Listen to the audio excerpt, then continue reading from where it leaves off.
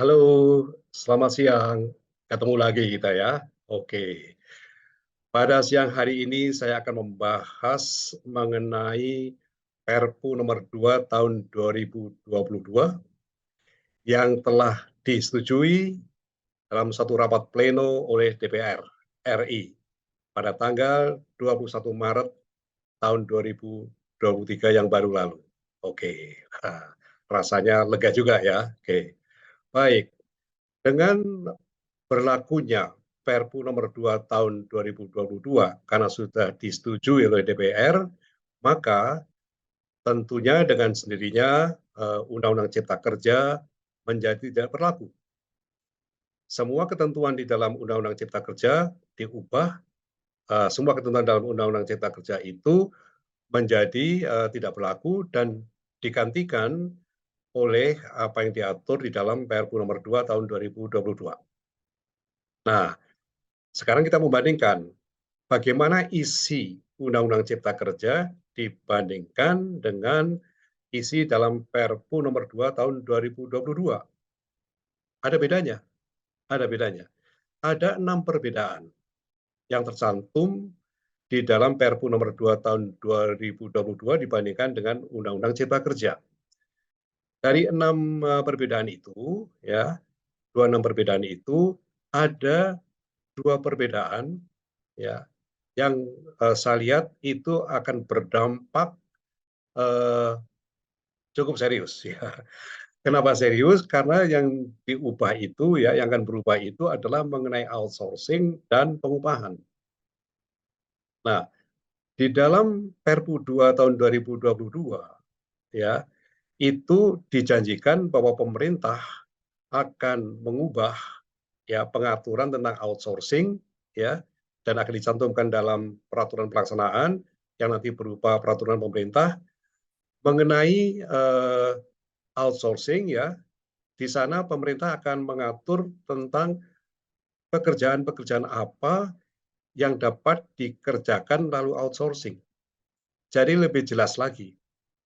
Nah, pada titik ini itu bisa menimbulkan suatu dalam tanda petik pertempuran. Pertempuran antara pemerintah dengan serikat pekerja mengenai jenis pekerjaan yang dapat dilakukan dengan outsourcing. Nah, diantisipasi seperti itu. Tapi nanti kita lihat seperti apalah. Oke. Baik. Jadi dalam hal ini dari 6 yang apa tadi berubah tadi, 2 yang saya katakan bahwa itu langsung akan dirasakan ya. Demikianlah apa yang terjadi dengan Perpu 2 2002 dan dengan demikian maka Undang-Undang Cipta Kerja menjadi tidak berlaku lagi. Oke. Baik.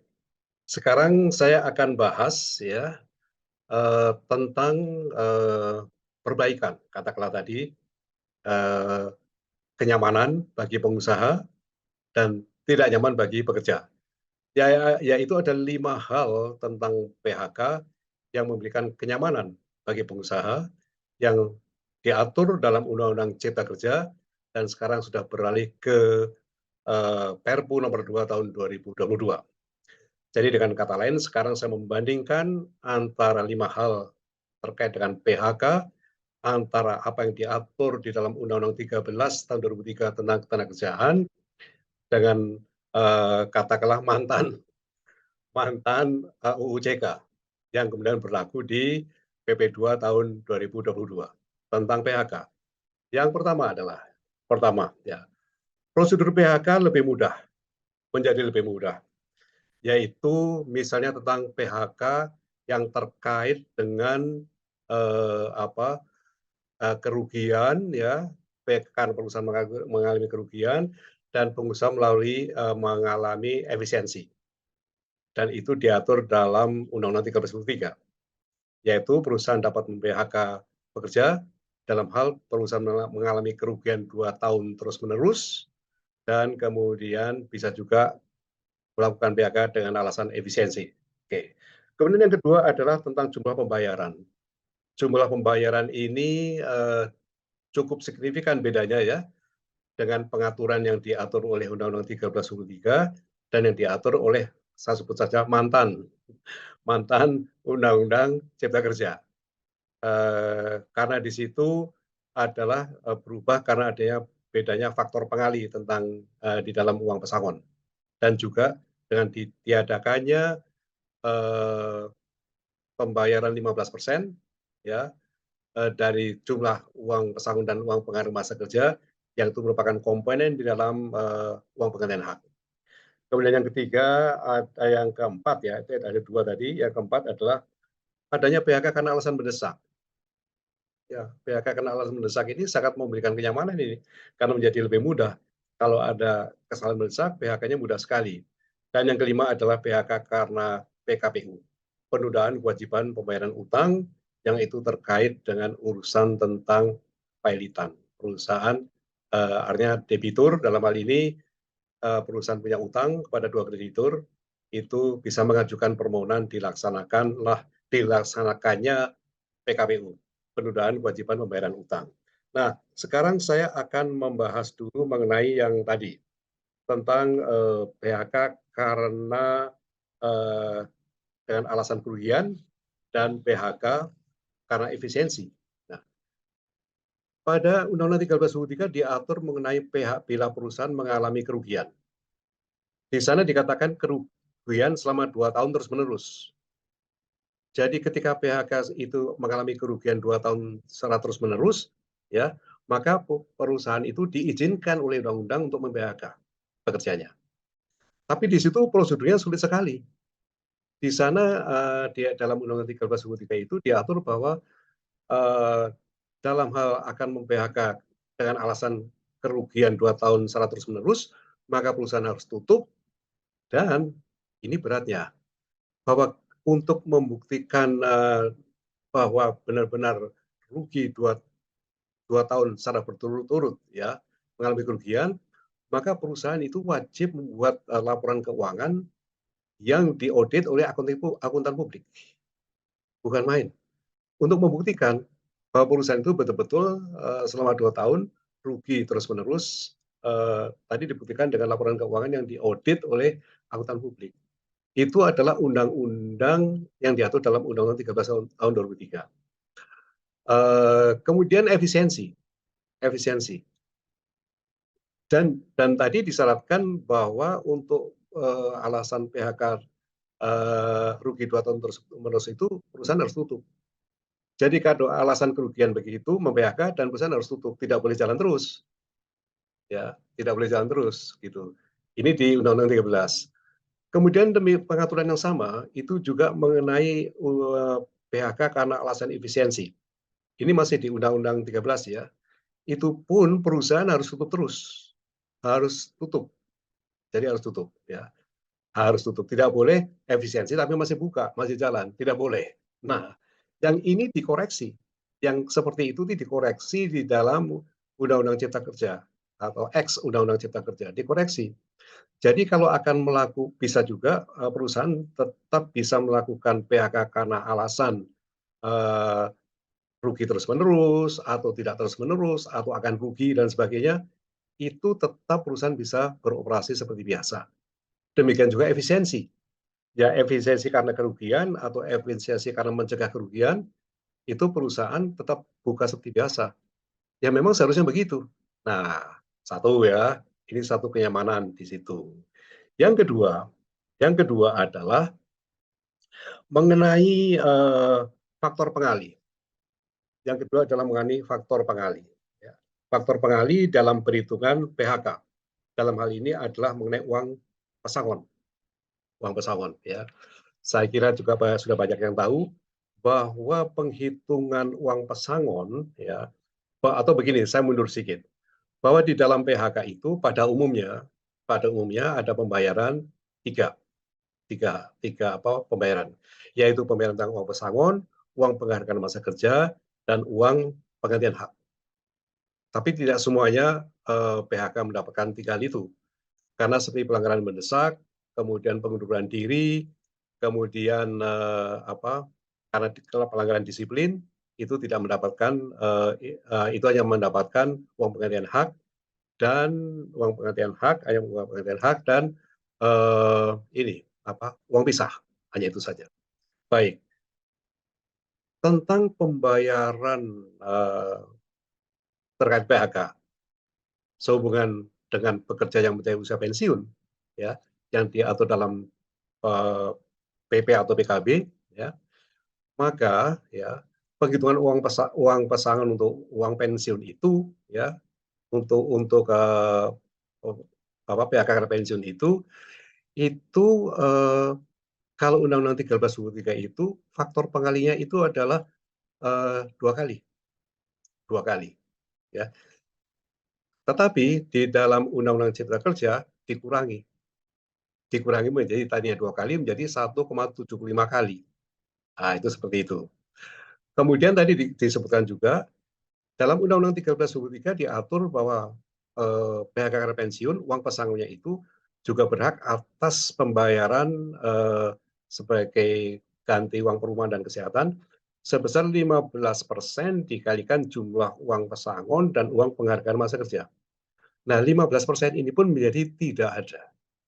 Oke, saya langsung saja ya. Jadi, saya membuat hitung-hitungan.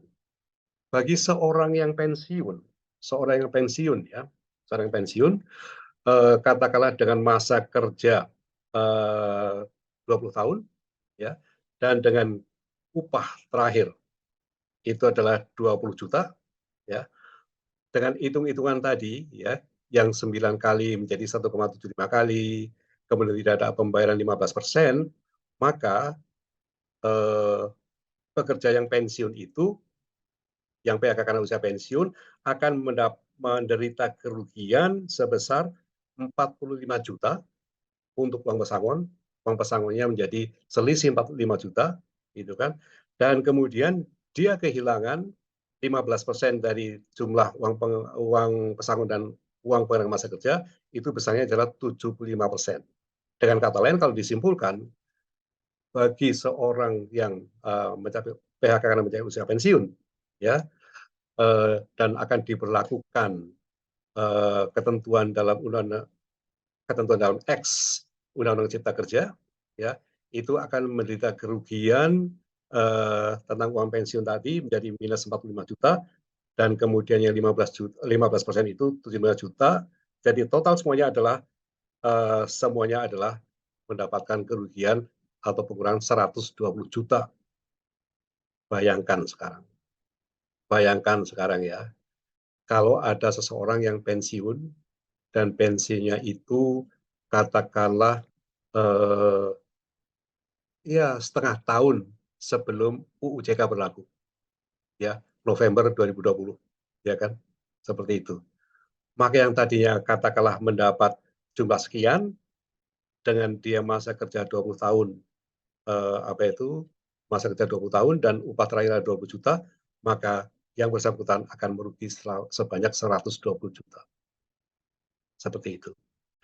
Ya, tetapi perlu saya tambahkan juga, dalam prakteknya memang kuncinya tergantung pada perusahaan. Ada beberapa perusahaan, tidak banyak, ya, yang tetap memberlakukan penghitungan semua pesangon itu sebagaimana diatur dalam Undang-Undang 1323. Dan juga tetap memberikan 15%. Jadi tidak berdampak. Tapi tidak banyak perusahaan seperti itu. Dan ini lebih pada diskresi direksi yang dengan baik hati. Tentunya seizin RUPS ya dalam hal ini, katakanlah begitu ya, tetap melakukan seperti itu sehingga tidak dirugikan. Tetapi banyak juga perusahaan yang mengikuti ketentuan katakanlah X Undang-Undang Cipta Kerja, ya tadi dampaknya adalah pada penurunan tadi. Oke, oke, itu yang kedua ya.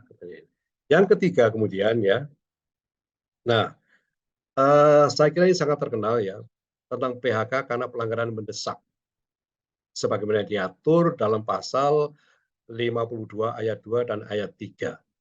Intinya di sana adalah apabila seseorang itu di PHK karena alasan mendesak, sebagaimana yang mendesak itu diatur dalam PP atau PKB, maka pelaksananya sangat simpel saja, bisa langsung di PHK.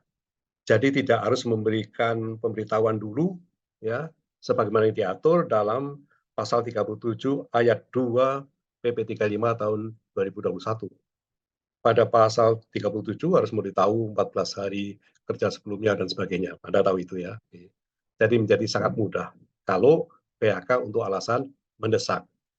Dan yang kelima itu ada barang baru di situ. Kalau tentang PHK karena pilot, ya, karena pilot itu sudah ada pada Undang-Undang 13 2003 juga ada. Tetapi ditambah satu lagi, yaitu sebetulnya memang bagian dari kepailitan, yaitu tentang PKPU. PKPU singkatan dari penundaan kewajiban pembayaran utang. Jadi ketika seorang debitur, ya, debitur itu adalah orang yang utang, dan kreditur itu adalah orang yang mempiutangkan, ya, istilahnya begitu dalam bisnis. Bila seorang debitur merasa sudah, maaf nih, ngos-ngosan, katakanlah begitu ya, ya sudah berat dan memang tidak mampu lagi membayar hutang, dan itu sudah ada minimal ada 2 kreditur yang dia tidak mampu membayar hutang, maka perusahaan itu bisa mengajukan permohonan untuk dilaksanakan PKPU. Jadi sebelum si debitur itu atau PT ABC itu dipilotkan oleh krediturnya, oleh yang menghutangkan, maka dia maju dulu mohon ke pengadilan niaga untuk dilaksanakan PKPU. Nah, ketika PKPU itu ya tinggal selangkah lagi akan habis, akan menjadi pilot. Jadi PKPU memang itu sebelum pilot ya, sebelum pilot begitu diupayakan. Maksudnya adalah siapa tahu bisa membaik. Nah, sehingga di situ pun bisa terjadi suatu PHK juga. Jadi ditambah lagi lebih lengkap. Karena kalau hanya pilot saja tidak cukup, karena pilot itu memang dalam Undang-Undang 37 tahun 2004, Undang-Undang Kepailitan memang kaitannya dengan PKPU. PKPU dulu, baru kemudian pilot kalau memang akhirnya kemudian harus dipilotkan. Baik PKPU maupun pilot memang sebenarnya berujung kepada PHK. Nah, seperti itu. Baik, jadi tadi ada 5 hal ya yang di dalam PHK yang betul-betul dan itu sudah terabadikan di dalam Perpu 2 tahun 2002 sebagaimana itu mengambil atau memberlakukan apa yang diatur dalam Undang-Undang Cipta Kerja, dan itu sama persis tidak diubah, tidak diubah. Nah, terserah nanti tidak ada yang abadi di dunia ini. Nanti akan bisa berubah kalau ada yang mengajukan permohonan uji material di situ, di situ yang akan harus diawasi. Apapun ya ketentuan dalam peraturan perundangan, terutama undang-undang ya, dalam semua peraturan dalam undang-undang itu bisa diajukan uji material, baik uji formil maupun uji material tadi ya, uji permohonan ke Mahkamah Konstitusi. Kalau uji formil itu adalah menguji tentang prosedur pembuatannya, seperti UJK yang lalu, kalau uji material itu adalah isinya. Untuk diketahui juga bahwa di zaman era Undang-Undang 1343, paling tidak ada sekitar 13 putusan Mahkamah Konstitusi yang mengabulkan permohonannya, ya permohonannya dari apa kubu pekerja lah kira-kira, meskipun juga bisa masyarakat biasa begitu ya. Itu itu dikabulkan. Dan putusan Mahkamah Konstitusi itu selalu mengurangi kenyamanan pengusaha. Pengusaha menjadi tidak nyaman. Dan ini kelihatannya akan terjadi lagi. Cuman dulu, kalau dulu adalah objeknya adalah Undang-Undang 13 tahun 2003, sekarang objeknya adalah Perpu 2 tahun 2022. Baik, ya oke, itulah dinamika ya. Saya sebutkan dinamika ranah ketenagakerjaan komersial pada tahun 2020 ya, ketika diundangkan Undang Cipta Kerja dan ketika disingkirkannya atau dipinggirkannya Undang Cipta Kerja oleh Perpu nomor 2 tahun 2022. Baik, semoga bermanfaat. Selamat sehat selalu, sukses selalu. Ketemu lagi di lain kesempatan dengan topik yang juga tidak kalah serunya. Oke.